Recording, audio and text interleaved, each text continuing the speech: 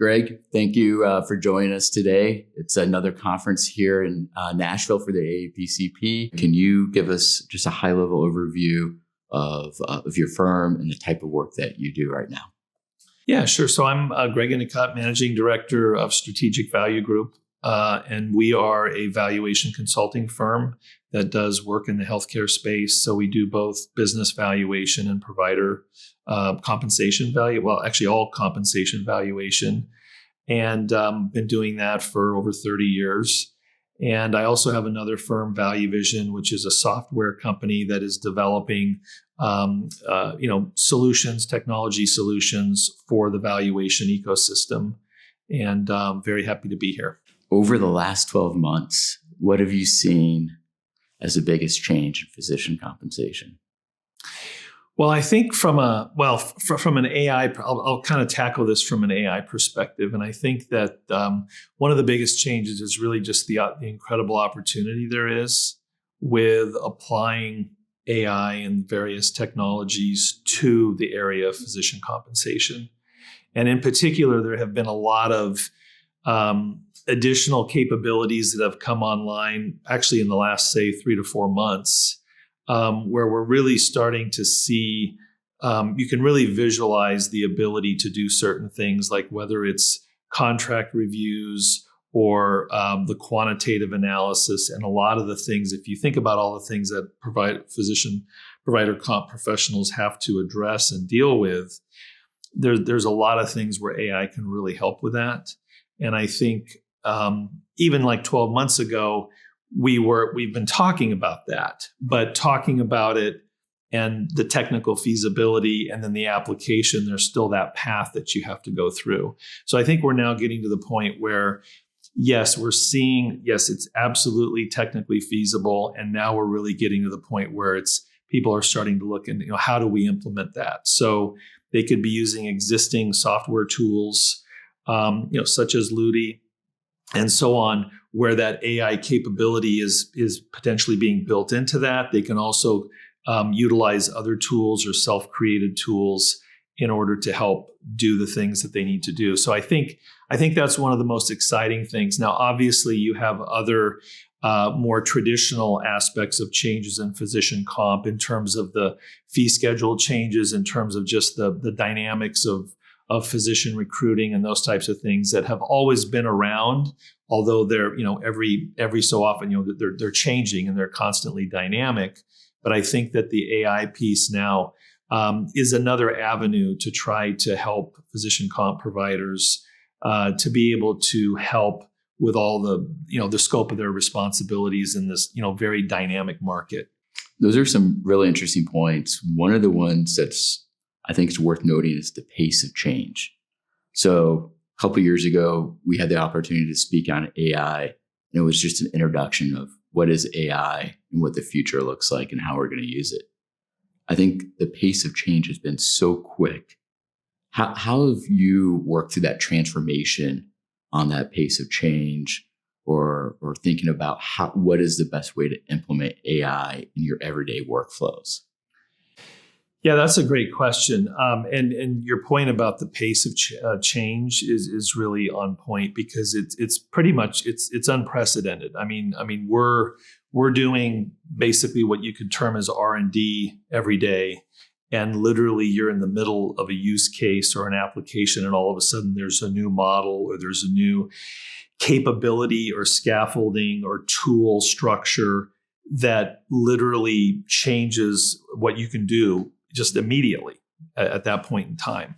And so it's interesting, because some of the things that maybe you did even 2 years ago can already be done completely differently and better with the new AI tools. And so I think that the way that we've kind of approached this is, interestingly enough, analogous to like software development, if you've heard the term agile development, where you don't have like a very fixed path and say, okay, this is what we're gonna be doing in year 1 and year 2 and year 3.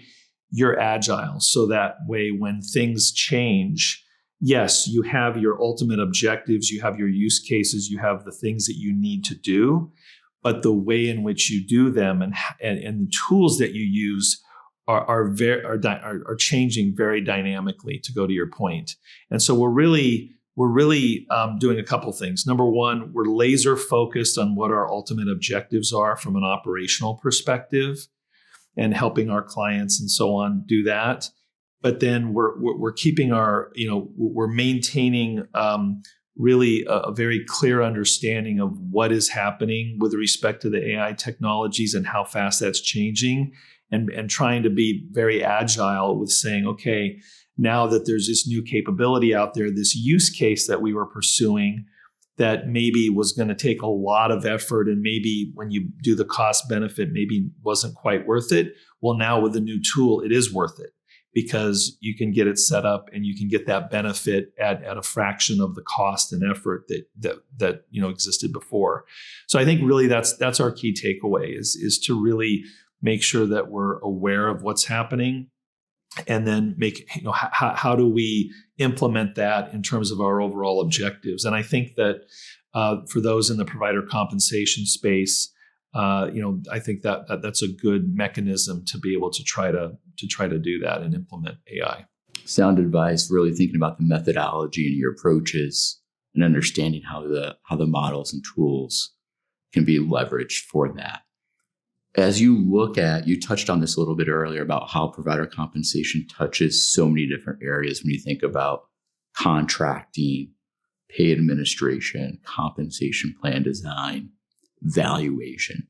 Is there like an area that you think AI is better at and deploying, or maybe it's a little bit more reserved or using a targeted facet or way in different areas?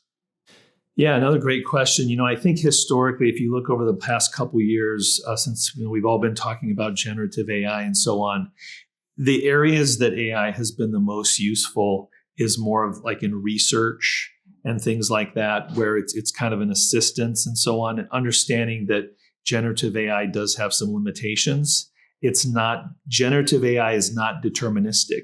So for many of us, in the accounting field and provider compensation field, we're used, if you put in a set of inputs, you want to get the exact output every time. If you're in Microsoft Excel and you put in 2 + 2, it's got to equal 4 every time. So that's what we're used to, and that's what we need from a risk management and perspective. But AI now really is progressing. So beyond research and things like that, and writing and so on, and meeting compilations and things like that, we are now starting to enter the phase where it's moving into the more of the quantitative analysis. And so you're starting to see you're starting to see additional capabilities with working with Microsoft Excel, with taking quantitative data in addition to qualitative data and synthesizing that. And so I think really, to go to your question, there's a lot of opportunity here.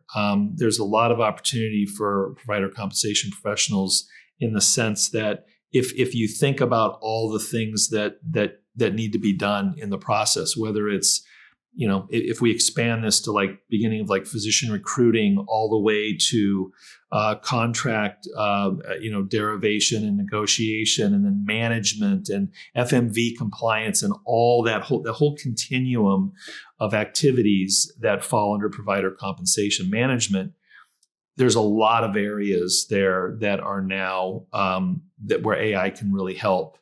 Now, it's not something necessarily where you can just turn it on. I mean, there needs to be some effort. There needs to be some work. There needs to be some scaffolding built. But the technical capabilities are there, and so I think it's a huge opportunity. I agree. It has to be kind of deployed in a thoughtful process with some structure and guidelines around it, some responsibility for that. I've got one last question for you, Greg. When you were 10 years old, what did you want to be? Boy, I'd have to remember. 10 years old. I don't know. I don't know if I wanted to be anything. I think I wanted to be a professional video game player or something when I was 10. Well, that's a profession now. Yes, I think that is. It wasn't then, but I think it is now. So I think that's probably what I wanted to be when I was 10. Esports Greg over there. I love it.